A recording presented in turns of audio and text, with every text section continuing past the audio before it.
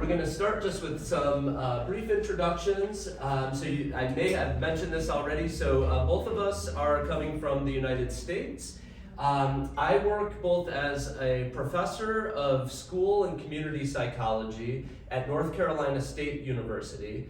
My background is in school and educational psychology. And in 2010, I started an NGO, a non-governmental organization to support educators and students, not in language skills, but in foundational skills such as early reading skills and early math skills. And the name of that organization, you can see here, is Helps Education Fund. That's the logo there. And so right now I kind of work two jobs. I work full-time as a professor, but I also work as the Chief Executive Officer for Helps Education Fund. And we'll talk a little bit more about that organization and perhaps how it may have some tools or resources that potentially could be useful to you. And so I'll pass it to Haruna. Yeah, thank you. And this is my name here, Haruna Suzuki. So I work with John at Helps Education Fund, and I direct all of our programs that are for adults and families. So hopefully we'll share some information about the organization and the different programs that we offer. And then as John mentioned, we're really hoping that maybe they could be useful for you as educators and teachers or whatever capacity that you work in. Okay. Let's make sure this works. Okay.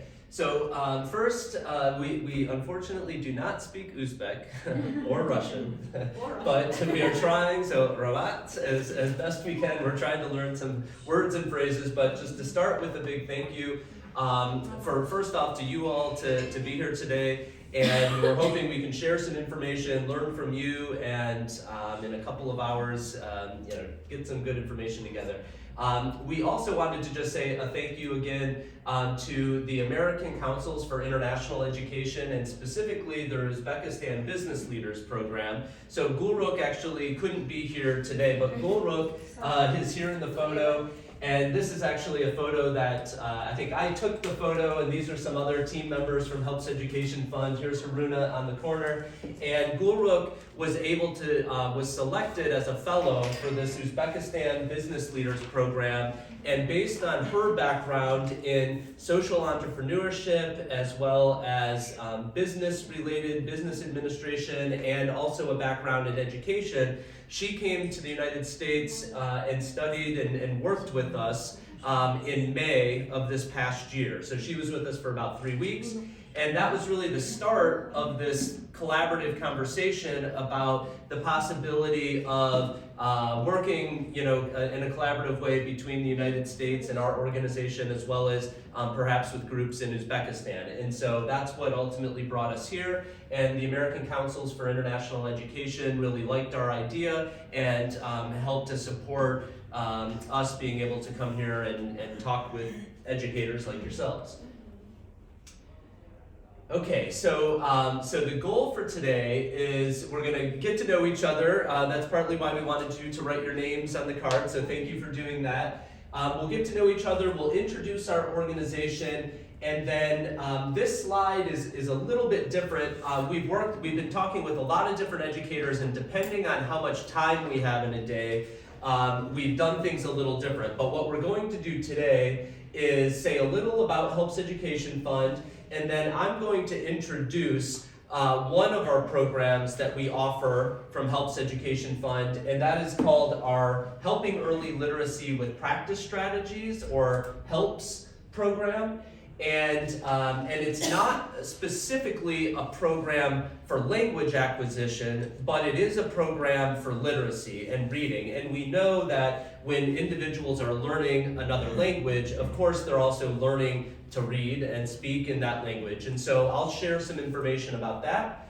And then Haruna will take You can ignore this, right? Yeah, so this schedule is not correct for today. So I think we'll do that, and then we'll take a brief break, and then Haruna will talk and introduce our Parents and Schools Together to Enhance Learning, or otherwise PASTEL program. And that may also have some potential purpose that you could potentially use with the students that you're working with, or from what we understand, the teachers of teachers. I think I heard that some of you are also working to teach teachers who then will be working with students. So that's our plan for today. We thought we'd give a little bit of just a quick introduction of ourselves in terms of where we're from. We're both born in the United States. We've lived in other countries. I've lived in different parts of the United States, but I was born in Michigan, in the city of Detroit. So you can see Michigan kind of looks like a big hand, and I was born kind of in this area. And some have asked, what is Detroit known for? And as we drive around the streets and kind of look around, we know I see a lot of Chevrolet cars, and so Chevrolet was sort of born in Detroit, along with some of the other car manufacturers like Ford and GM. So that's one thing Detroit has been known for many years. I'll have Haruna talk. And then I grew up in New Jersey, so I was born in New York and then grew up in New Jersey. My parents immigrated to the US from Japan. So I grew up speaking Japanese, but of course also speaking English, going to school. So this is New Jersey here, and then both of us moved, now we live here. We live in North Carolina, so it's in the southeast of the United States, much warmer than where we're from. Up here it's very cold in the winter, but North Carolina is a little bit warmer, so we get some milder weather. So that's where we live and work now. And then just a really quick, sorry these pictures are a little hard to see, but we wanted to show you a little bit what North Carolina looks like. So this is Raleigh. We live in the capital of North Carolina. So these are two pictures of the capital where we live. But North Carolina also has a lot of beautiful nature, like natural landscapes, right? So we also have mountains. And at this time of the year in autumn, the leaves are all changing color. So it really looks like this in the mountains at this time of year. And then you saw we are also a coastal state. We're on the east coast of the United States. So we have beaches and oceans, and so we have sort of a mix of urban and then much more sort of mountain and beach. So just wanted to give you an idea of where we're from. And then by way of kind of professional background, we thought it would be helpful so you kind of know what types of areas of work are we mostly involved with. And so I mentioned that I work both as a professor and also as in a leadership role with the Helps Education Fund nonprofit. So my kind of center of what I'm interested in is really around educational equity and opportunity. So how do we ensure that all students, regardless of their race, regardless of their country, regardless of religion, regardless of male or female, regardless of the financial income of their family, we're really looking to make sure that all students get not only an education fairly, but also an effective education. And so as you probably know, there are often many, many barriers for students to get an effective education. And for some, they have opportunities that others may not have simply because of things outside of their control. So I'm really interested in that. And in particular, as I mentioned at the beginning, I've been interested in kind of broadly speaking, academic interventions and how to ensure that students have the proper foundational skills so that they can later access learning and life opportunities. So more specifically, that means basic skills in reading, basic skills in math, basic skills in writing. Because as we know, if students don't have those basic skills, it will be very, very difficult to be learning more in school over time or accessing certain kinds of jobs. So those are the kind of main things I'm interested in. I founded, while working as a professor, I realized there are not enough of these programs getting into the hands of teachers and communities in a way that's really benefiting them. And so I started a nonprofit organization and have been very interested in how that kind of organizational leadership can promote social change. And that's not only in the United States, but I've had the opportunity to do this work internationally as well. And so I also have a very specific interest in how teachers from different countries can learn with each other. So I never take the approach, for example, today we'll share a couple of programs I by no means think that these are programs that will be definitely useful in Uzbekistan or in any other country. But what we've learned over time with some of our programs is that there are enough similarities. And so one of our programs we'll talk about today is being used in about 60 different countries. And that's one that I think has had a lot of similarities based on the education context in other places. And then really briefly, from my background, so I've spent my whole career in education, but different parts of education. So I've listed here experience with program management, developing programs, doing research, and then like many of you, teaching. So kind of different areas of education. And then some areas of primary interest, like John, I would say educational equity and justice, right? Really thinking about access to quality education for all students, young and older, right? Regardless of their background. This is a really kind of specific area in the US, but in the United States, we have 2.2 million people in prisons. And we have a really harsh, unjust criminal legal system that puts a lot of people in prison that should not be there or should not be there for as long as they are there. And so some of the work that we do, that I do personally, but also through the nonprofit, is we provide educational programs for people who are in prison, knowing that they are going to get out and re-enter society, right? So it's a little bit different. It's unique, I think, for the US. Not a lot of countries have this, but it's also because our system is also pretty unique and severe. And then lastly, I'm really interested in community-based work for social change. And so what that means is this, right? We come together as a community of teachers, of professionals, of people who teach teachers, to really think about what are some issues in education and how do we address them together, and how do we teach each other and learn from each other. So those are some areas of interest. Okay, so we already have kind of asked you to do this, so thank you very much. And this will help us, as we're talking and as you're sharing information, so we'll know everybody's name. We know there's a good number of you here, so we won't have everybody do introductions. But what we thought we would ask is. Haruna and I are both here, and we're learning a lot about Uzbekistan and meeting a lot of educators and other individuals, learning more about the country and the education system.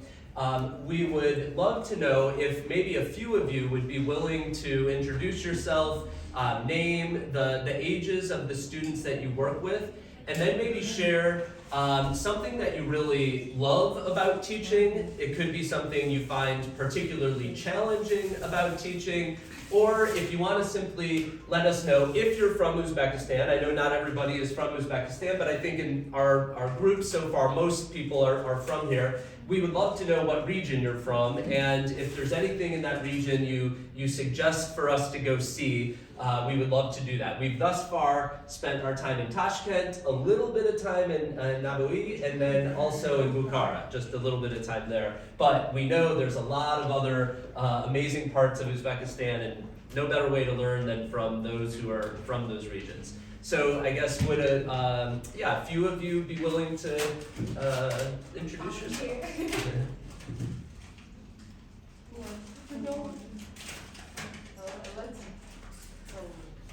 My name is Aziza. I have been teaching for more than 15 years actually. So I have teaching experience, enough teaching experience. So I have been teaching the students at the university. So I started my teaching experience from school. Then I moved to the University of Diplomacy after this more specific. So I started teaching teachers. So the specialty was methodology. I have been teaching at the University of Languages for more than 10 years.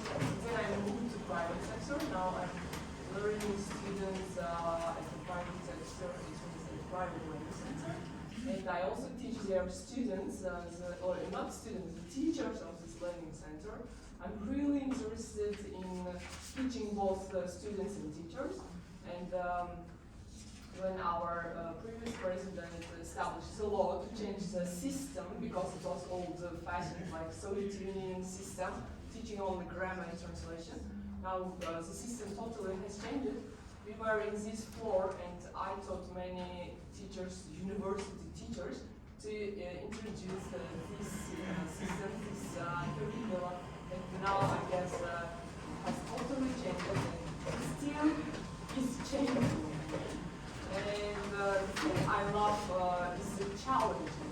I love working with the students. Especially I find it really challenging to teach mixed ability classes. Because they're at the same age, but the level is different. Because in most public institutions, we never divide them according to the level. But in private, yeah, they divide it according to the level. That's why you have to be really flexible and skillful in teaching those. And I love it, and I have overcome it. It's rather hard to make the different.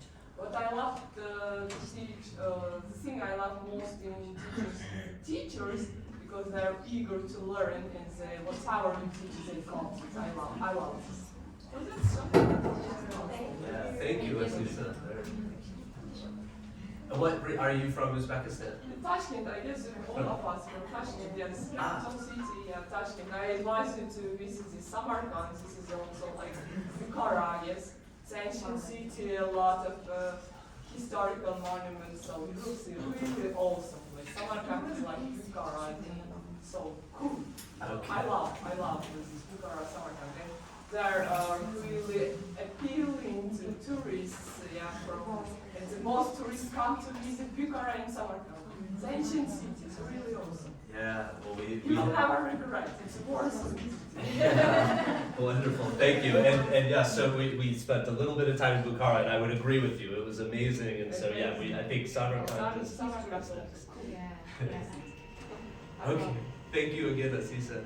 Would I guess one or two others be willing to? My name is Safia. I was born in Surkhandarya region, but Okay. now I'm living in Tashkent, Surkhandarya, yes, Oh, in yeah. south of Uzbekistan. I finished my school there, and I understood at 8th grade, I hated English, you know, I didn't really. But at 8th grade, I fell in love. I had passion with English, and everything changed in my mind, and I started to learn English as much as I can. And I graduated from the Institute of Oriental Studies, and my second language was Afghan language. Okay. Yeah, and it wasn't so popular, but we tried to learn it. It's similar to Persian language, but I didn't change this. I didn't use this language in my experience because I had been working as a teacher of history for 10 or 12 years, and I started to understand that it wasn't my cup of tea, yeah. And then I tried to get my second education, and I get retraining courses. And now I'm a teacher of English, and I teach students and pupils. And the most interesting sphere in teaching English is how to make my lessons more fun, and how to give emotions to my lessons, because everything is remembered by emotions. And if you feel happy, you can remember everything. If you feel sad, it also gets into your mind. That's it. That's what I want to say. Thank you, Sophia. Thank you so much. Hello, my name is Ulugay. My surname is Mohammed, and I was born in Surkhandarya region. Now I live in Tashkent. I have 7 years of teaching experience. I started my job at school, pedagogical school, and 1 year I worked here. Then I changed my workplace. I moved to school. And there I worked 4 years, and now I work at the university, Moscow State University, the branch, Tashkent branch of Moscow State University. Do you know this university? No. And I am also Spanish teacher also. Yes, Spanish is my second language. For this reason, I teach Spanish and English. Que bueno. See? We both love Spanish.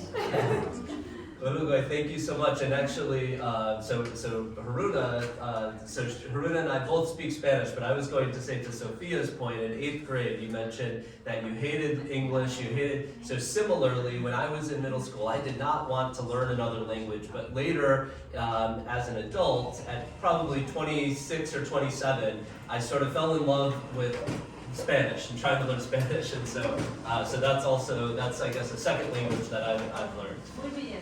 Yeah. Okay, so let's see. Well, thank you. And actually, for those who just joined us, if there's an extra, we want to make sure we can at least see everybody's names. If you don't have a little name tag here, I'll send around a few more pieces of paper. And you can kind of see we're just folding those over and writing your name and the ages of the students that you teach with. And this is actually very helpful. I've been walking around and can see, a lot of them range from, teenagers to adults. And I guess what I've learned is some of you have taught younger students as well.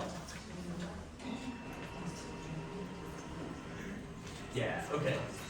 All right, so we're going to go kind of quickly through this. I'm just going to make a couple of very brief points, but important to what we do with Helps Education Fund. The short of it is that regardless of the country, in every country, students ultimately need more support in their learning, and especially in their foundational skills. And we see this through national statistics and international statistics. And so I'll just say, so this is a website through the World Bank that if you were to go there, you would be able to see for students in grade 4 and students in grade 8, and even with adults, there have been these international assessments of reading and of math and of science and broader literacy. And we know there are many, many individuals who have not developed the kinds of skills that could benefit them. And so that is not because teachers are working extremely hard. Ziza, I like what you pointed out in terms of what you like about teaching is that it's very challenging. And I would say probably one of the most challenging jobs in the world, because you're having to teach students of all different ability levels and coming to the classroom with many, many different kinds of circumstances that may make learning more difficult. So those are just a couple of things to point out. And when they have done research and studies on asking teachers, what do you need? Teachers almost always say, we could use additional resources. We can use additional ideas on methodology. We can use additional support, perhaps smaller class sizes or additional teaching assistants. That tends to be kind of a universal phenomenon. And so Helps Education Fund is really about trying to provide teachers with resources and materials and services, but not just any kinds of resources, but resources that we have shown in research after study after study after study to actually be effective with those students. So when we test these out in rigorous ways, we find that these are significantly benefiting their students in their learning, reading, or their foundational math skills. And those are the kinds of programs that Helps Education Fund is interested in sharing with others. And what we do is we provide those absolutely free or for really low costs. And so this question comes up every so often in the United States and elsewhere. We've had the chance to work in many other countries, and they ask, well, if it's free, what's the, maybe it's not all that good, because why would somebody make it free if it's really good? So that's really the purpose of the NGO, is that at least in the United States, we have many, many, many expensive educational programs but they have either never been tested to be beneficial at all, or if they have some evidence of being beneficial, they can often be very, very expensive. Either the materials are expensive or the training is expensive.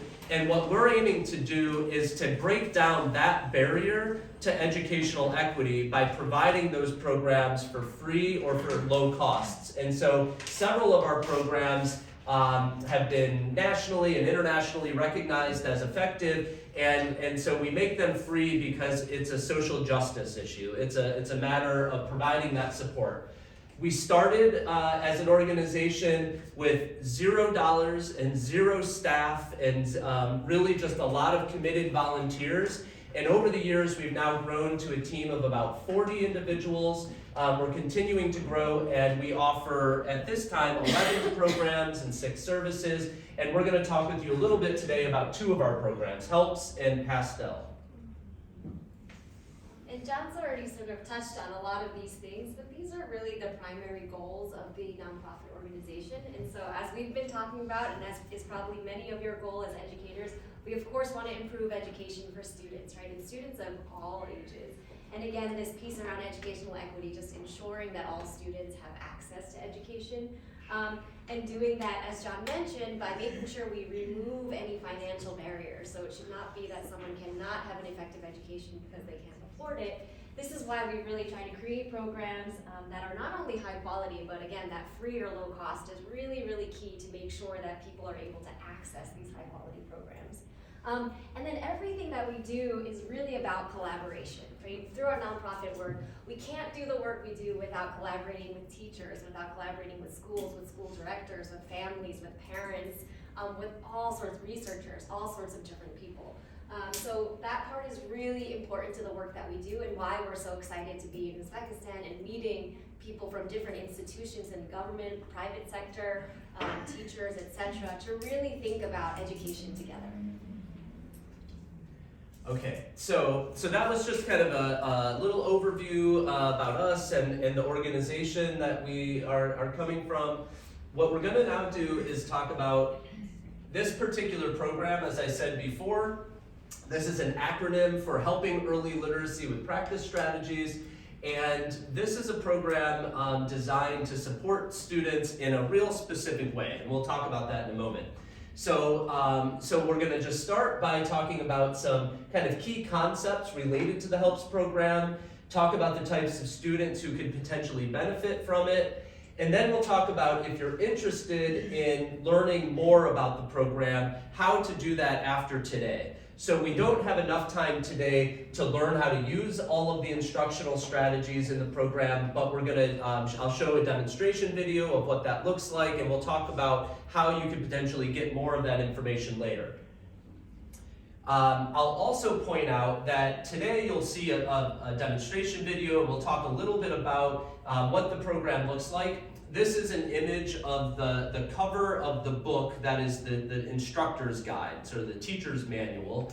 And although you'll see that this is a program that can be used if you do one session of HELPS with a student, it only takes about 15 or 20 minutes. However, this is a teacher's manual that anybody can access completely free. You can download it online. It has all the materials that are needed to use the program, and it also has all the information one would need to answer sometimes those difficult teaching questions, such as where to start a student in the curriculum, or if that student isn't making the kind of progress we would otherwise expect, what should you do, and various other kinds of questions that come up in the teaching process. And so that's kind of why the training is tends to be much more extensive. So we won't focus on this part today, but there will be ways you can access that. Okay, so I'm going to shift and ask you a question as we're talking about some key concepts related to the HELPS program. When you see these 2 images, what do you see in those, and what do you see as the difference in these 2 different images here? The father helps to go. ride it on the bike. This is his maybe son. Uh-huh. And this is the elder. goal You is can the see same. he is a professional of his job. Yeah, okay, so we've got somebody who's supporting the learner on the left, somebody else who looks more like a professional, that person is an adult. Primary steps. Primary steps. Primary and maybe starting point of the learning something. Yeah. And Yep. on the second picture, you can see the person who is good at in cycling. Yes, exactly. So yeah, so starting point, this is kind of the beginning of that learning process. And so I show these two different images because all of you, especially having learned multiple languages and teaching others other languages, all of you are probably very familiar with this word fluency. What does it mean to be fluent? And in languages, that's something that we're always thinking about. If someone's taking a language, I think most people would say that's ultimately the goal, is to be fluent in that language. But it's also important to think about fluency, someone that does something smoothly and effortlessly. That certainly makes sense in learning a language, doing it gracefully. But this can be something that's really applied to every single skill we can think of. That could be riding a bicycle, that could be playing a musical instrument, learning a language. We've been eating such delicious food here in Uzbekistan. I know that for people who have been making these dishes for a long time, they don't need to look at recipes, they don't need to measure out the ingredients. They know exactly how to do that so easily. They can do it smoothly and effortlessly. And all of that is because they've become fluent in it. And this is important because, as you mentioned with that image on the left, it's somebody who's just starting out. They're acquiring the skill. So with some of your beginner classes, if you're teaching a language in a beginner class, that's of course what that is. They're starting to learn maybe some basic vocabulary. Hello, my name is, how are you? Those kinds of things. Those are just kind of acquiring it. And then with practice, they're getting much more fluent. And then and a good example is of being able to generalize or adapt a skill is if someone is so fluent, they're able to do many, many other things with that skill. So in our first presentation, we were with the Ministry of Education, and in that particular presentation, we had a translator, and that translator was a terrific example of someone who can generalize and adapt. So not just somebody who could understand what somebody was saying in English or be able to communicate back in English, but be able to actually consume all of that information, share it then with others, and perhaps some of you have also engaged in translation type work. So that's because you become super fluent with the skill and then can adapt it.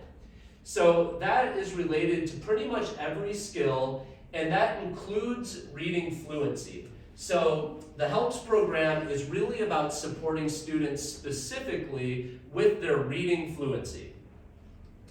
And so we'll talk for a moment about why that's important and what this is. So somewhat like a language, but very specific to reading, reading fluency is when a student can read with speed, accuracy, and good expression. If they're only reading with speed, but constantly making mistakes and maybe not reading with good expression, that's not fluent reading, that's just fast reading. So for a fluent reader, that means they're doing all three of these things: proper speed, proper accuracy, and good expression. When they read and they get to the end of a sentence at a period, they know to stop, or they pause at a comma. All of those are critical for reading fluency. And I'll maybe ask you, because fluent reading is definitely not the goal of reading. Right? The goal of reading is to be able to understand what we're reading and to think about it and think about how it relates maybe to your own experience.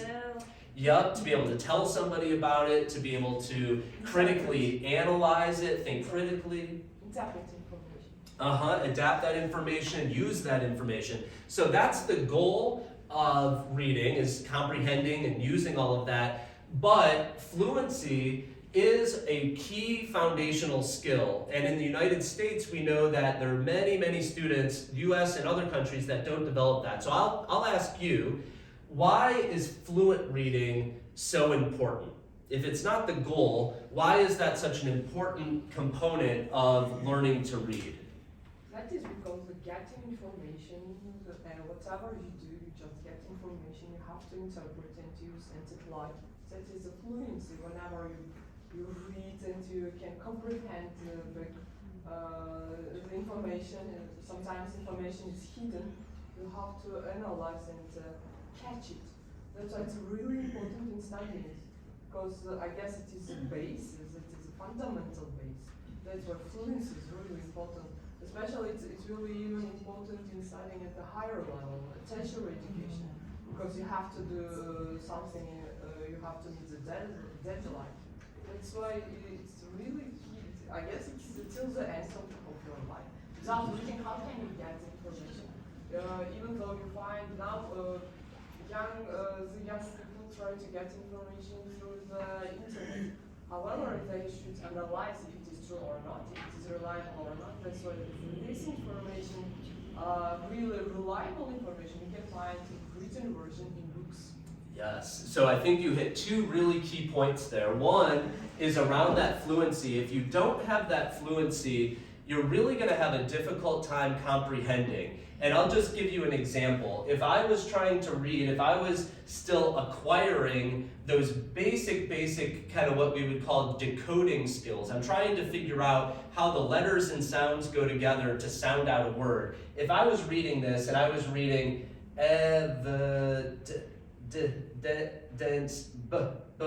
I would be reading so slowly that there's no way I could really be understanding what I'm reading. So even students who are a little bit faster than that, but maybe still not reading very accurately, they're still working on just trying to decode the words. And you just don't have enough cognitive brain power, enough energy in your brain to do that and be paying attention to what you're reading, which Aziza had pointed out, of course, is about analyzing and understanding the text. And then I think you also make a really good point about why that understanding is so important, because we want individuals to be able to think critically about the information they get. And I think the point you made is a very appropriate one. If they're perhaps just getting video images of things and they're just trusting it without being able to read many other sources, that really has a huge impact on not only people's lives, but our communities around us. And so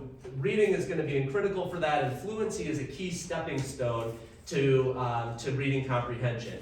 And so as I mentioned before, we're really interested in research that shows, is this practice effective or not? So I know that there are probably 50 different activities that could be used to try to build reading fluency. But we know from the research that there are many of those that are really just not very effective. They may seem like they could be, and maybe for one student they could be effective, but when you look at the broader range of students, there are some practices that are much more effective than others, and we know this from hundreds and hundreds of research studies that have been done by many, many people. So those, we want to focus on practice strategies, and specifically evidence-based practice strategies, but then also motivational strategies, because, and I think we were kind of hearing from Aziza earlier when we were just walking in and you were talking about some students, maybe their parents want them to be in a language class, but they're not very motivated. As Aziza put it, it's hard to get a turtle to run, so there are going to be some students that we need to help motivate to practice to become fluent readers, and that will ultimately benefit them in being able to comprehend what they read. So I won't go through all of these different strategies, but I wanted to just show you that after hundreds of research studies looking at many, many different strategies to support reading fluency, and what I mean by support reading fluency means that students, we not only have evidence from the research that the students are fluent readers, but it also improves their comprehension. So that's what I mean by these evidence-based practices. And study after study after study, we found that there are essentially about 8 activities that are most effective and most meaningful for students. Some of them, these 5, are really kind of instructional based, and then we've got these down here that are really about motivation. What the research also suggests is that it's not just about using one or two of these. That might be okay, and we found that to be beneficial in some way, but when you're able to combine these strategies, that's what gives the most meaningful, best impact. And so I've said to others many times that I definitely love, let's say, the arts, the creativity that goes with writing fiction or poetry or visual arts. All of that I very, very much love. I used to study some of that, but when it comes to my work in reading and teaching literacy, I'm way more pragmatic. I'm not trying to figure out everything from scratch.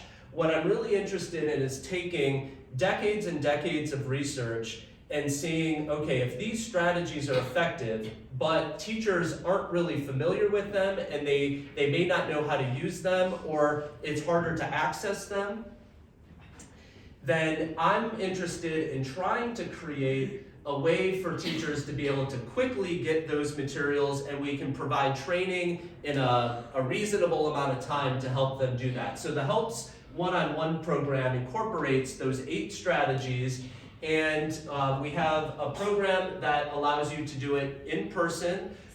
During the pandemic, we had all of our programming in person, but of course, around the world, schools were all of a sudden shutting down because of the pandemic, and things, teaching was happening virtually. So our team at Helps Education Fund, this is where they were wonderfully creative, and we all worked together to create a way to do this virtually. And over the years, we've also been able to develop the Helps program and the curriculum of materials in 3 languages. So right now, English, Spanish, and Portuguese. And we have, in some groups are starting to create materials in other language. So a little bit of work thus far in Arabic, for example. There was a little bit of work started in French. And so there have been groups around the world who have been seeing how this could potentially be beneficial. And so one of the reasons we're here is the potential partnership, and to see, would creating some of these materials in the Uzbek language be beneficial? And if so, then we try to work together with folks. I'll show you a demonstration video of our one-on-one version here, but I also wanted to let everybody know that we do also have the same strategies adapted, and we've done lots of research on this program also to use with small groups of students at once. So it's not just one-on-one, but can be used with small groups. So the goal of the program is to strengthen students' reading fluency, like we've been talking about, but also to strengthen their confidence as readers. So this may also be relevant, with learning a new language, is that some students, you might even tell, like they understand the vocabulary and they know the words, but they maybe lack some confidence to express what it is that they're trying to say. So in reading, that is also relevant, because for a lot of students, when they're having difficulties in school, they're going to start decreasing their confidence, and that's going to decrease their motivation. So this program is very specifically aimed to target reading fluency, but also really improve students' confidence. And I'll give just one or two statistics as to why this is really important. And so in the United States, and there's a lot of teachers even in the United States who don't know this, but when we do national assessments, we've been doing this for at least 20 years, and we find that only about 1/3 of students in the United States are proficient in their reading. And we find that about 40% of those, of the total number of students lack proficiency in reading fluency. And so we have all kinds of statistics and data to say that many students are still struggling, and reading fluency is one of those big gaps that tends to be forgotten about in the classroom. And that's one of the reasons about 40% of students still lack skills with reading fluency. Okay, so this is a table. I won't go into all of the detail about this, but just wanted to point out a couple of things. And I'd be interested in hearing from you. In talking with some other teachers from Uzbekistan, they've shared with me that this is all kind of referring to an assessment. This WCPM stands for words read correctly per minute. So, how many of you either, some people have pointed out that they have a child or a niece or a nephew who has had this sort of tested in school. How many of you have been aware of, in an education context, where students are asked to read for 1 minute and the teacher is marking whether they're reading correctly or incorrectly, and they do that for just 1 minute? How many of you have seen that, I guess, in classrooms? Because it is not in English, but in Uzbek or Russian, that is in primary education. We have grade 1 to 3, native language, but we don't do English. I do. And I find it really competitive. They like it. Yesterday I had the same lesson with my 7th graders, and they liked it much. Okay. Yeah. Yeah, that's great. So this is by no means the only way to assess someone's reading. And again, we care most about comprehension, but what they've learned through 40 or 50 years of research, at least in English, but also in other language. I know in Turkish, I've now learned in Uzbek, certainly in Spanish and in Portuguese and in French. We found that this 1 minute reading kind of works like a thermometer. So if you're not feeling well, you're feeling sick, and you take your temperature, if that temperature is higher than it normally should be, that's giving you an indicator that maybe something is wrong. And it won't tell you exactly what's wrong or exactly what to do, but it's giving you a good indicator and a pretty reliable indicator that something could be wrong. And so this 1 minute timed reading in English or Uzbek will help to identify students who may also have difficulty with reading comprehension. And if we go back to what I was talking about before, the reason for that is that if students are reading slowly or not very accurately, then it's probable those students are having a hard time paying attention to what they read. So there's a very strong correlation or strong association between reading fluency and comprehension. And so with the HELPS program, you'll see that we're asking students to do some of these 1 minute readings to see how well they're doing, and then also to give them a lot of practice with the stories. So this is a table that basically shows in English, if students, for example, and I know it's kind of hard to read, but if a student is in the 2nd grade and at the start of the school year, they have specific passages, they refer to them as, and they read these different passages, and their average score is in between these scores. Those are probably students who would benefit from a targeted program to support their text reading fluency. And so we've developed this in Spanish and in Portuguese, and it's a way, like I said, to identify which students would benefit most. And over the years, we've really used this program from students in grade 1 all the way through adulthood. So we have adult learners who are still developing their foundational learning skills, and we are able to adapt the program a little so that it's age appropriate, but it's still focusing on a lot of these practice and motivation strategies that can be beneficial. A quick note here is simply that you'll see that if a student is in this range, it also suggests that students who are below this 25 words correct per minute, that may mean that they're not quite ready for a program like this because they might need more support with just sounding out those letters and sounding out those words. And so something like this isn't for every learner, but we're able to identify which learners would benefit most. Okay, so I'm gonna pretty soon show a video of the HELPS program, and but what I wanted to mention first is that the program is very intentionally structured. So we absolutely believe in the knowledge and the expertise and the competence of teachers. However, as I mentioned before, teaching is one of the most difficult jobs there can be, and there's no way a teacher can be expert in every single area, including reading. And so I like to use this quote here that says, teaching reading is rocket science. And so it's clearly just saying teaching reading is hard, just like developing a rocket. How many of you have heard that phrase used in English? It's kind of a colloquial. Very difficult. Yeah, exactly. It's difficult. Hard. Exactly. Like building a rocket, sending it out to space to do something and then come back. That is pretty darn difficult. But we've had, so this quote comes from an expert and scholar in teaching reading. And this person was asked to essentially talk to the United States President and Congress when they were asking, why do we have so many students who are not reading proficiently?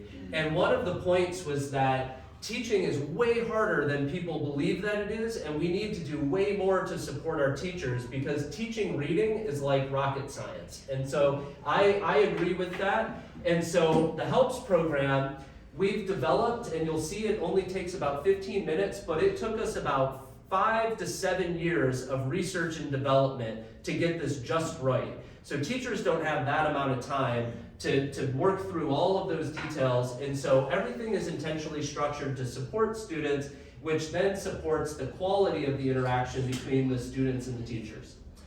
We know from the research this is a program that if you use it, it takes about 15 or 20 minutes. And if students get this 15 or 20 minute session 3 times a week for about 10 to 12 weeks, students make really significant improvements. Those students who are otherwise really struggling can all of a sudden catch up to grade level with a program like this if reading fluency is the difficulty.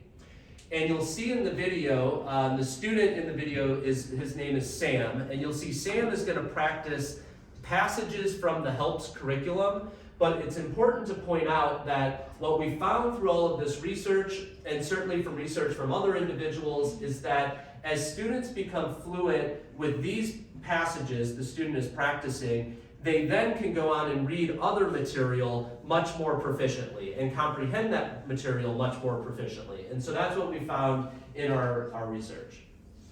Okay, so I'm going to hand out this packet, yep. And I believe we've got some additional copies around.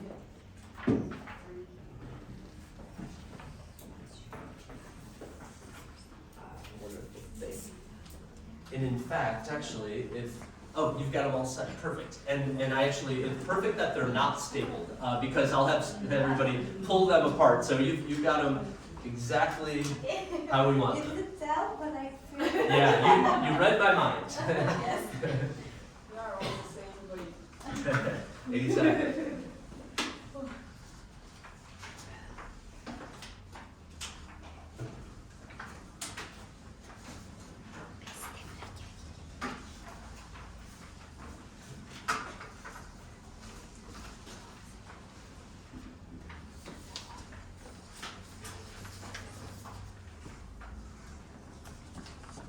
Okay, so I wanted to point out, so in the top left corner, you'll see it's sort of typed out in this font, and it says page 1. The reason I'm pointing that out is because we've done a number of these workshops, and while I was here, we kind of put together some materials in different places, and so you'll see some of the page numbers have something that's written on it, but when I'm talking about the page numbers, just follow kind of where it's typed out in that top right corner there.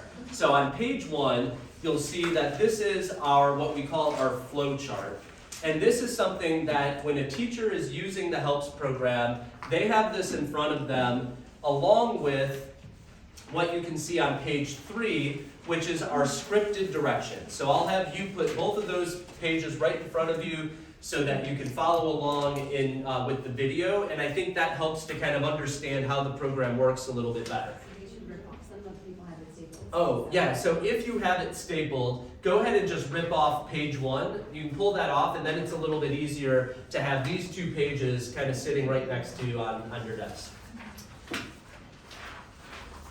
All right, so what I wanted to just point out, a couple of things. I mentioned that the program is very structured, and partly what I mean by that is that we found through the research is that when we follow this exact kind of recipe or prescription to sit with the students, this is really what's benefiting students the most. And so these steps incorporate those 8 evidence-based practice and motivation strategies, all within kind of a series of steps that gets finished in about 15 minutes. And so when I play the video, you'll see on the bottom left that it says which each step is, what the step is. So step 1 will be these introductory statements, and that corresponds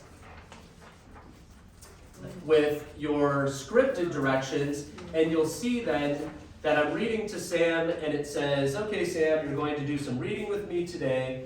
As you read, I want you to do your best reading. It means I want you to read as quickly as you can without making mistakes, etc. And so that's something that the teacher is saying to the student because it's helping the student cue in, okay, I need to read with fluency, but also with comprehension, and I also need to read accurately. So that's just one kind of quick and easy thing to do. And then you'll see we move on to having Sam read a passage. And in this particular video, so I mentioned before that the program should be used at least 3 times a week. If it's used more frequently, that's okay, but at least 3 times a week. So let's just say hypothetically, Sam is getting the program Monday, Wednesday, and Friday. So the video you'll see is on Friday, and on Wednesday, he had practiced this story that he's reading first. So he has already seen that story the first time.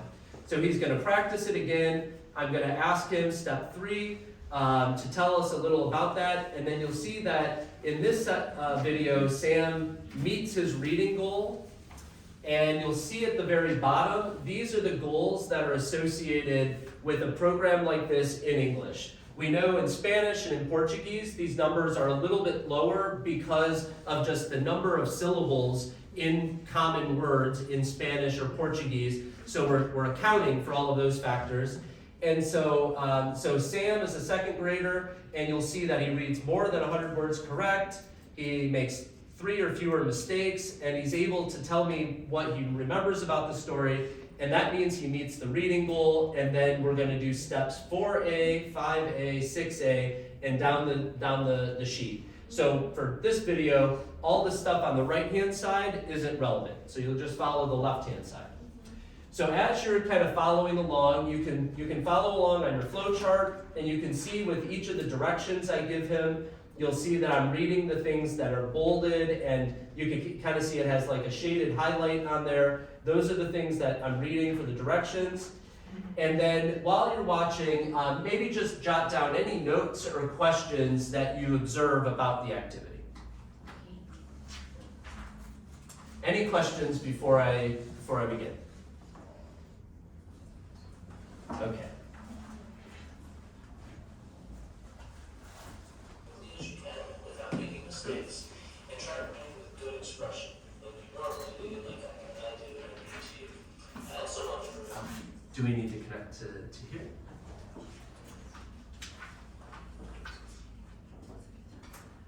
Actually, I've got another port. Hold on, I'll unplug this one. This one is actually too jammed in there. It doesn't come out anymore. This one should come out.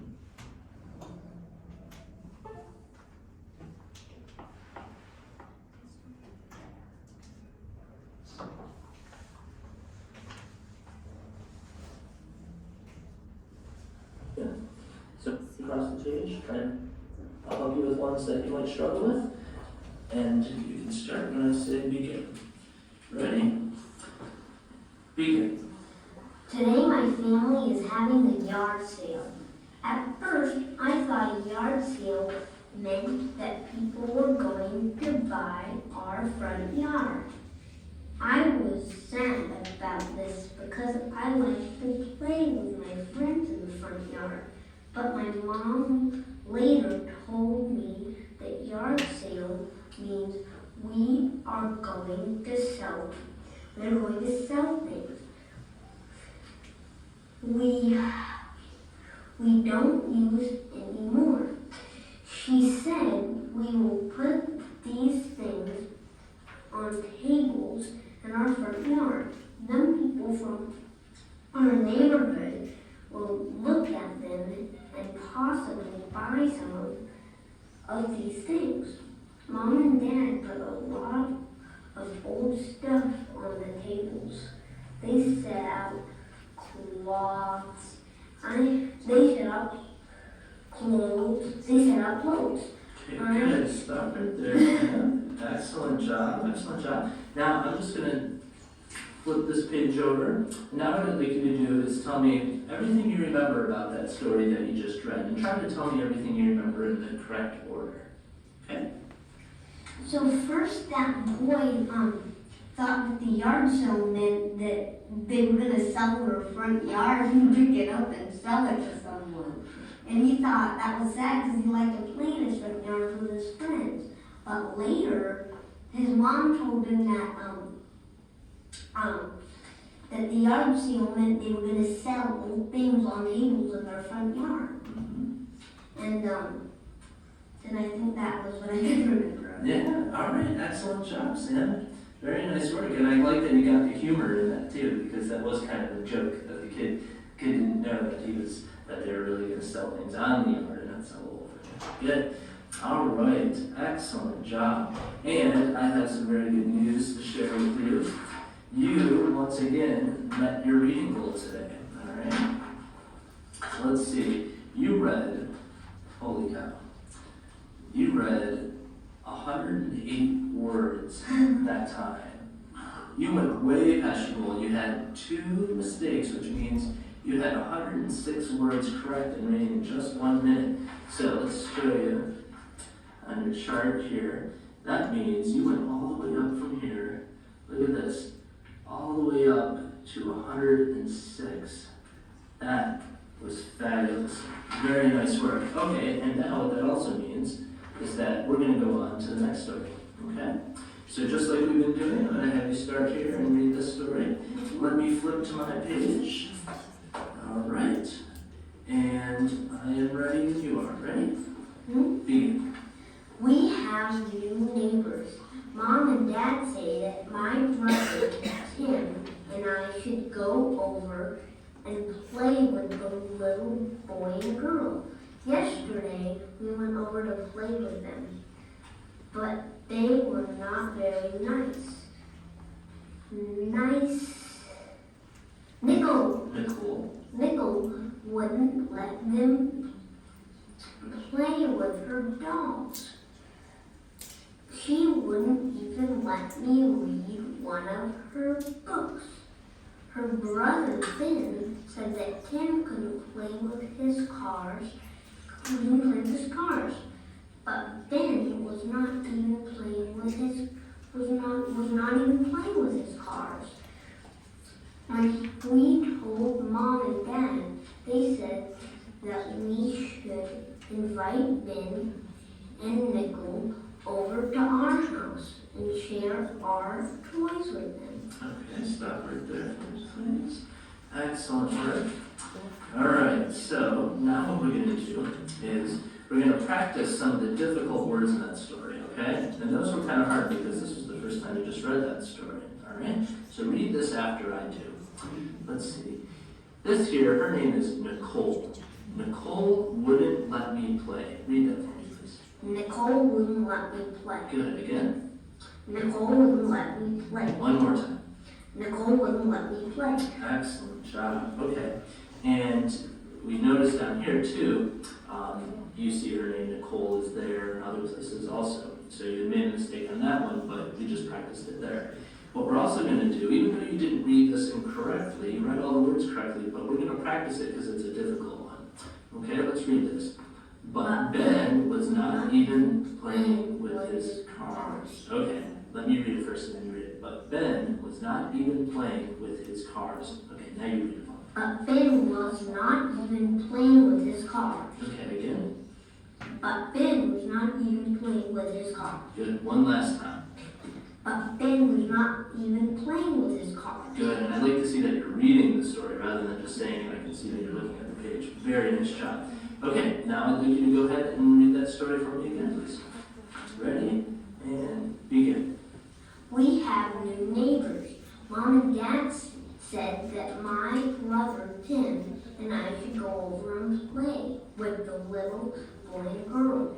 Yesterday, we went over to play with them, but they were not very nice. Nicole wouldn't let me play with her dolls. She wouldn't even let me read one of her books. Her brother, Ben, said that Tim couldn't play with his cars. But Ben was not even playing with his cars. When we told Mom and Dad, they said that we should invite Ben and Nicole over to our house and share our toys with them. Mom said that maybe Nicole and Ben never had neighbors before, and maybe they didn't know how to share. They said that we should show them how much fun sharing and playing together can be. All right, very nice job. Okay, stop right there. I am ready for more. Yeah, you got even further. We're always doing that in just 1 minute, and you keep getting further and further. You're doing awesome. All right, so I am going to read the story to you now. And I'm going to say the words that you stop at. Yeah, that's exactly right. You remember from all the times we practiced. Very good. So follow along with your finger like we normally do, and when I stop, make sure that you just tell me what the next word of the story is. And this will show me that you're reading along and doing your best, okay? You ready? Mm-hmm. We have new neighbors. Mom and Dad said that my brother Tim and I should go over and play with the little boy and girl. Yesterday, we went over to Play. with them, but they were not very nice. Nicole wouldn't let me play with her. Dolls. She wouldn't even let me read one of her books. Her brother Ben said Tim couldn't play with his Cars. but Ben was not even playing with his cars. When we told Mom and Dad, they said that we should invite Ben and Nicole over to our house and share our toys with them. Mom said that maybe We should, no, Nicole Nicole and Ben never had neighbors before, and maybe they didn't know how to share. They said that we should show them how much fun sharing. and playing together can be. Tim and I played with our new neighbors and we shared our toys like Mom and Dad suggested. We all had a lot of fun that Day. and the next time we played with Nicole. and Ben at their house, they shared with us just like we did at our house. Excellent job following along. Terrific. Okay, I want you to read that story one last time for me, please. Ready? Begin. We have new neighbors. Mom and Dad said that my brother Tim and I should go over and play with the little boy and girl. Yesterday we went over to play with them, but they were not very nice. Nicole wouldn't let me play with her dolls. She wouldn't even let me read one of her books. Her brother Ben said Tim couldn't play with his cars, but Ben was not even playing with his cars. When we told Mom and Dad, they said that we should invite Ben and Nicole over to our house and share our toys with them. Mom said that maybe Nicole and Ben had never had neighbors before, and maybe they didn't know how to share. They said that we should show them how much fun sharing and playing together can be. Tim and I played with our new neighbors, and we shared our toys, like Mom and Dad suggested. Excellent job. Okay, stop right there. And once again, I get to show you how terrific you did. And even in that last reading, you corrected yourself. I heard you read Nicole, which is correct in that story. And you corrected yourself sometimes when you had made mistakes. You did a fantastic job. So let's show you exactly how many words you read that time. Well, I was trying to go fast because I wanted to, Do improve your reading? Well, you certainly did. All right. Wow, you improved by 46 words. Let's take a look at this. And you didn't even make a single mistake that last time. First time you read that story, you already read 87 words correctly. That is really awesome, Sam. And you had made 3 mistakes. Pretty darn good for your first reading. But after you practiced a couple times, look how much you just went up. You went all the way to 136 words. Look at up and up and up and up and up and up and up and up. Look at that improvement. That was pretty darn good. And you didn't make a single mistake. So let's take out your star chart and look at what you got. 1 star for meeting your goal. You got another star for putting in your best effort and improving your reading. And you landed on a shaded square, which means you get to pull out of the bonus bag. Go ahead and pull the paper. What does it say there? Oh, 4 bonus stars. You know what that means. Look at this. 1, 2, 3, 4 stars, and I'm going to try to squeeze behind you just a little bit. Excuse me. Look at this. Because you got to the last row, if you remember, that means you get to pull from the prize box. So go ahead and take a look in there and see if there's something in there you can find. What is this? That is Play-Doh. Can't eat it. You know you can't eat Play-Doh. Because if you ate it, you get totally sick. Totally would, but some little kids sometimes like to eat Play-Doh. I don't know why. I think I might as well. All right, nice job, Sam. You can head back to class. Okay, so I'm going to mention just a couple quick things about the video or about what you just saw.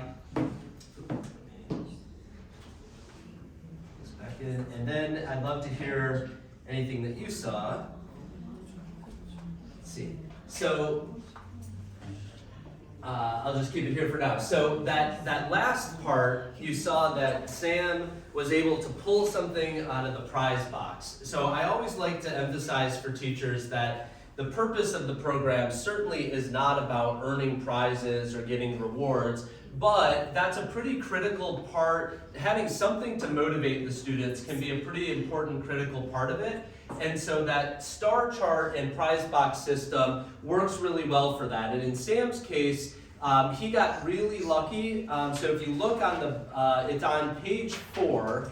So it's right behind that page at the top that says scripted directions. It's right on the back side of that. And this is the star chart. And with each session, a student gets 1 star for putting in effort, and if they happen to meet the reading goal, they get a 2nd star. So on average, it usually takes 2 or 3 weeks of doing those sessions before a student will actually get to the end. But that bonus bag is kind of a fun thing. It's like a lottery for the students. And so if they get a star on that shaded square, you'll see in that first row, there's just 2 of them. Sam landed on that shaded square, he pulled the bonus ticket, and that one actually had 4 stars on there, which is about a 2 in 30 odds, because most of the tickets say only 1 star or 2 stars, so he got really lucky on that one. But I emphasize that because it's not about just earning rewards or prizes, and that only happens every few weeks, but the students do really get excited about just getting the stars. For adult students, of course, we don't use something like stars. That's not very age appropriate, but we have other things that adults can use that still enhances their motivation. And then as a motivator, in this case, we had a particular prize box that had some pretty nice items in there. Most teachers in the United States, we have items that cost less than about 2 cents, like a small sticker or maybe a pencil, things that younger kids like, but not anything super expensive. You can buy a lot of them at once and they're pretty inexpensive, or students can just earn a special privilege or maybe 5 or 10 minutes playing a game. So it doesn't have to be something that costs any money, but it's something that the student over time can feel kind of good about. And then the second thing I wanted to just mention is, even though hopefully those steps seemed maybe even similar to kind of activities that you've done before, and they might look fairly familiar, all of those specific strategies, there's actually a lot of nuance and a lot of specifics that go into that. So even with the star chart, even exactly where we have the shaded squares and how frequently they come up, that's really based on the science of motivation. And when I read the story out loud to Sam in what's called model reading, and there's probably 5 or 6 components of that model reading. Let's see if I can find that real quickly here. That all kind of go based on the research and the research that we've done with it and that others have done with it. So as an example, these are all kinds of the key things you need to know about the modeling. And so I point that out only because there are ways to make those strategies the most effective, and teachers need to ultimately kind of learn and practice all these steps to use all of them in the most effective ways. So some of the strategies might be familiar to you, but it's really the use of those specific nuances and the combination of all of those strategies that we found to be effective, and we have tested those out to other programs that maybe haven't used all the strategies, or they maybe slightly use them differently. And that's really just what the science of this has said. Other researchers have evaluated the program and found it effective in a similar way. So I just wanted to point those things out, and then ask you, what did you observe, or do you have any questions or comments? Of course, this is for reading, not for language acquisition, but we wanted to share and see what you questions or comments or thoughts you have on. At home, we may do with our kids, as the parents did, this technique. With With our children. yes, absolutely. At home. Yep. Also. Exactly, and we've actually we've done one study specifically with parents, and we found that they've been able to, with a lot of support, they've been able to learn the program, use it at home with their students, and those students, when it's implemented by the parent, have also made really significant gains. So you're absolutely right, and that also makes it a little bit more feasible for kind of a one-on-one type of setting versus a teacher. We know it would be impossible for a teacher to do that with every single student. And I'll come back to that point in a moment. So thank you. Yeah, that's a great observation. Anything else that you observed or had questions He on? motivated, not to hurt. First he motivated, said, yeah, that's cool, fantastic. And then he came back, here, you should correct this, that. It doesn't hurt much. When you start from the mistakes, actually he just loses the motivation. Yeah. It's really cool. Yeah, well, thank you, and I love your point too about that interaction between the adult and the student. It really is about making that student feel good, and I will say, like, of all the work that I do, I really love the work that I do, and it's lots of reasons it's valuable. But one of the things that I get most happy about is to hear from teachers when they say they've got a student in grade 4 or grade 5 who always says they hate reading, but then they really like the program because they feel good about what they're doing and finally feel like they're being successful. And all of that is kind of built in to helping students see their progress day by day. Yeah, and also I would like to add that this program helps the students with a weak point, or the students who hate or maybe have a lack of reading, yes, to learn the way of reading. After watching the video, I understood that once reading is not enough, he or she should read many times with different purposes.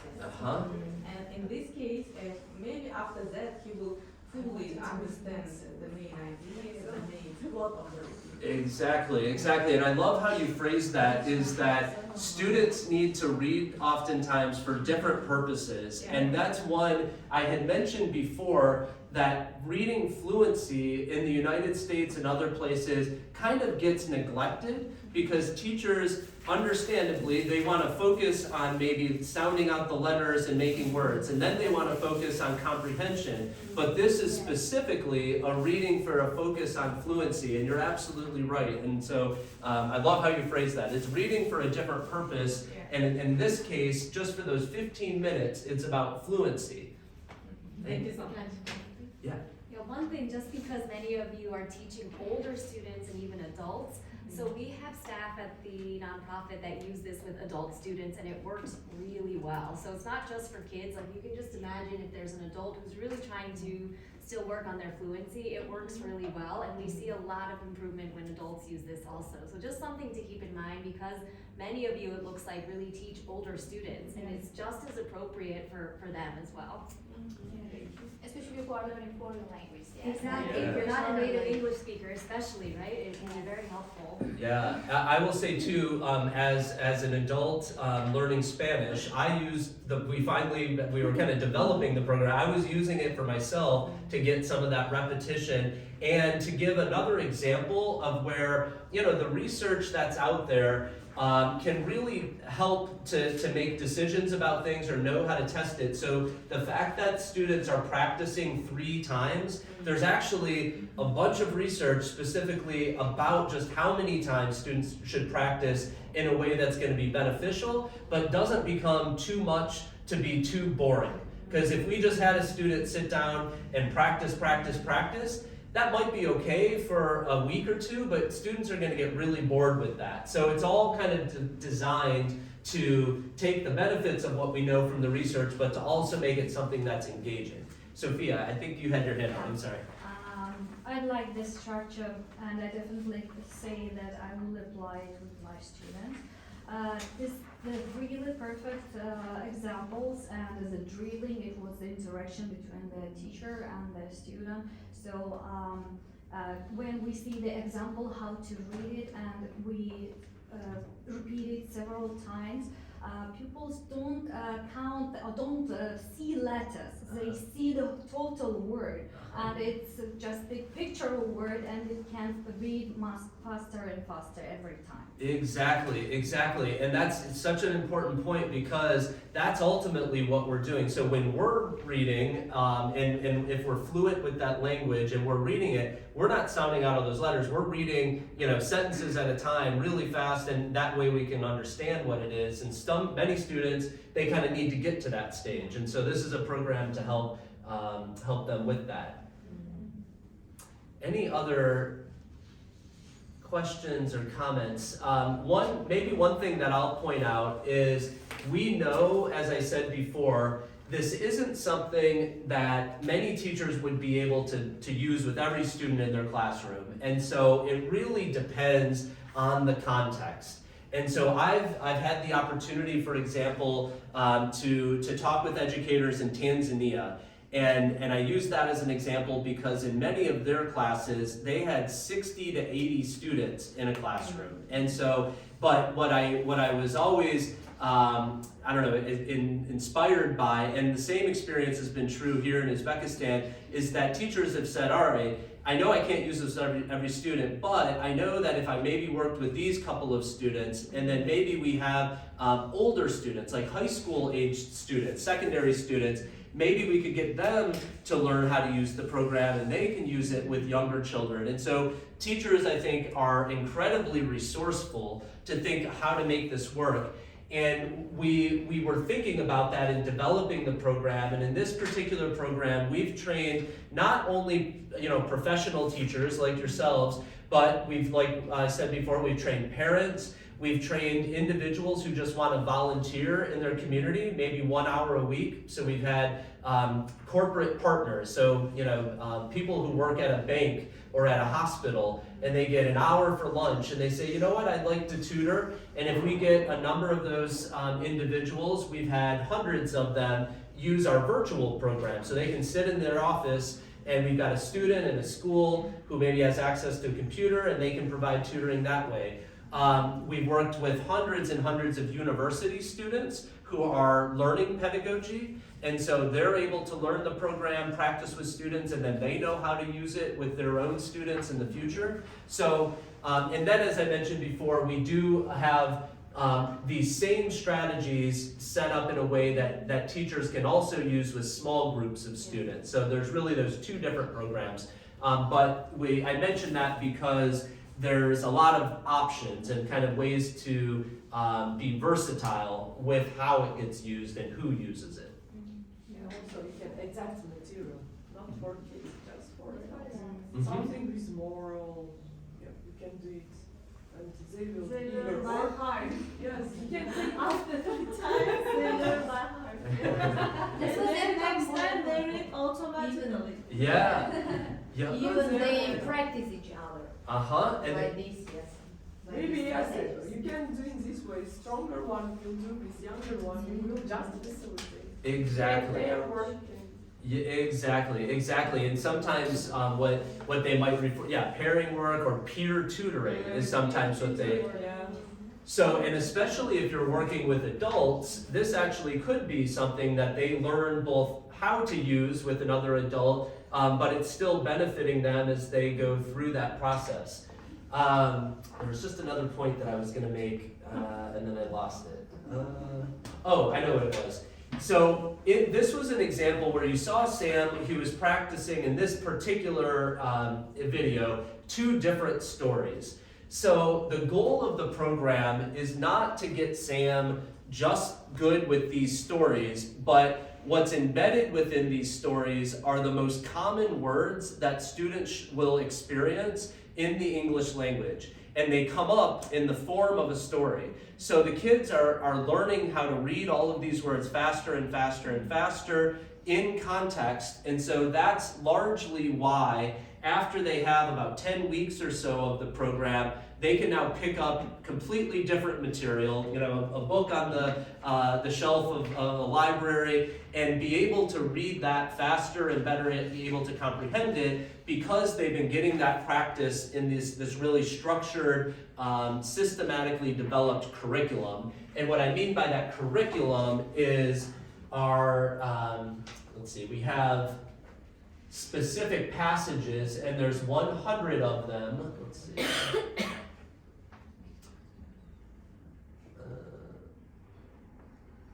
Sorry, I needed to go back and find my slide just to show you the examples there. Now I can't find it. Sorry. Okay, yeah, it's kind of like this. So each of these stories, there's 100 of these, and it's in your packet actually as well. That's what I should have just pointed you to. So you can see on page 5, for example, these are examples of the stories of the HELPS curriculum.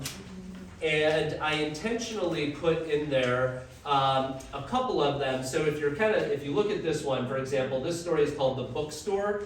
And in the bottom corner, you can see that's passage 35. And then the one right next to it is Planting Flowers. That happens to be passage 33.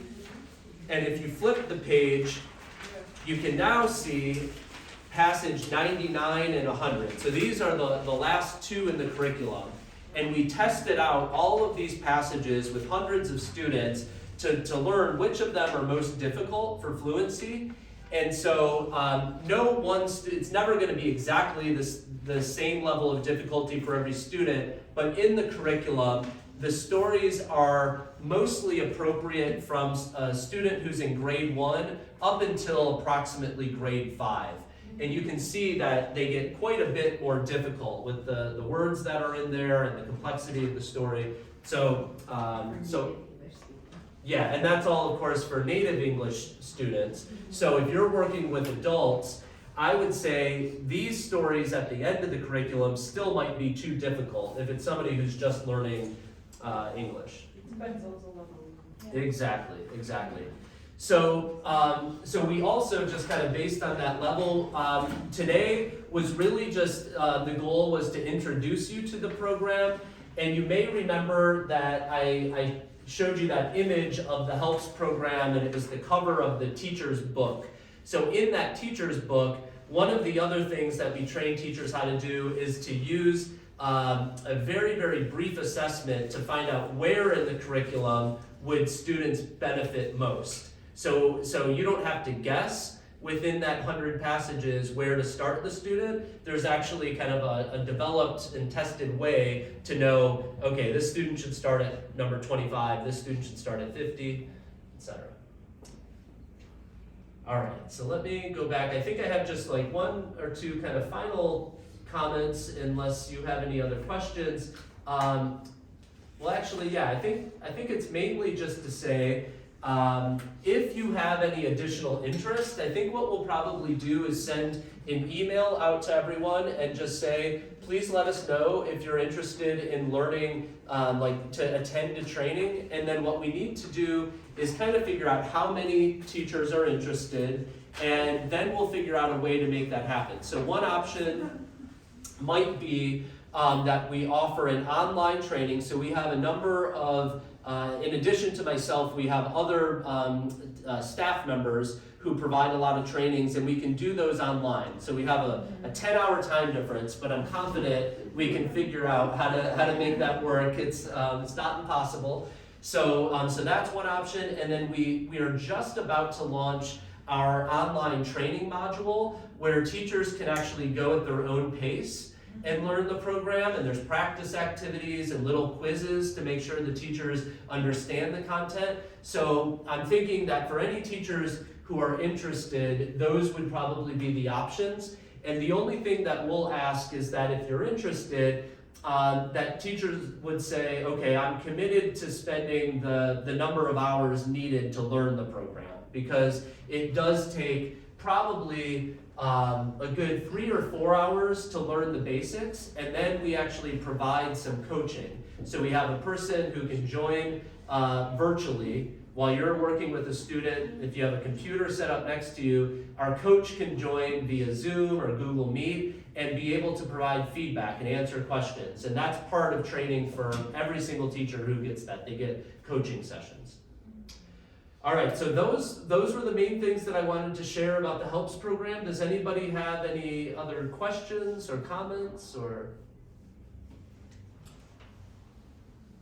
Are you planning to visit Uzbekistan once more time? I hope so, actually. That's so we're gonna be here until November 24th, and we're hoping once we go back to the US, we'll continue to have conversation around opportunities to potentially come back and to be able to share some programs. After the break, Haruna will also share another one of our programs that I think teachers have had some interest with, that's related to families and communities.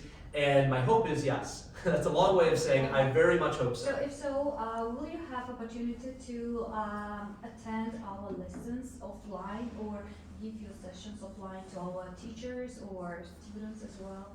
Yeah, that's a great question. I know that if we come back, what we'll want to do is continue learning with you, and so if that's an opportunity, for sure, that would be great. I really want to yeah. have your program. How can teachers be a member of your organization fund? Can teachers be a member of your fund? Yeah, so all of our current staff are teachers in the, well, they're a group of teachers and social workers and researchers.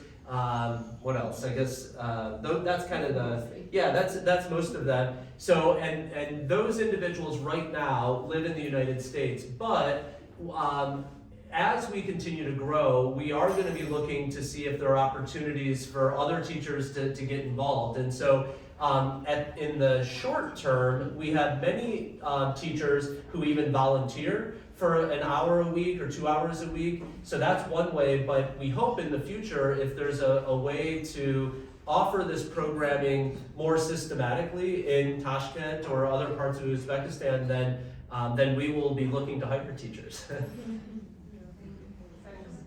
That's really great. Well, we very much appreciate your time and your attention, and like I said, we covered a lot of ground in a short amount of time. So why don't we take, I guess, a 5-minute break? Is that okay? And then Haruna will be able to share with you about Pastel, and then I think we'll probably be able to wrap up right around 1:30-ish or so, kind of like we were hoping. We'll take about a 5-minute break and then maybe another 30 minutes to talk Yeah. about another program, and then we'll finish. Yeah. Yeah. Thank you. Thank you.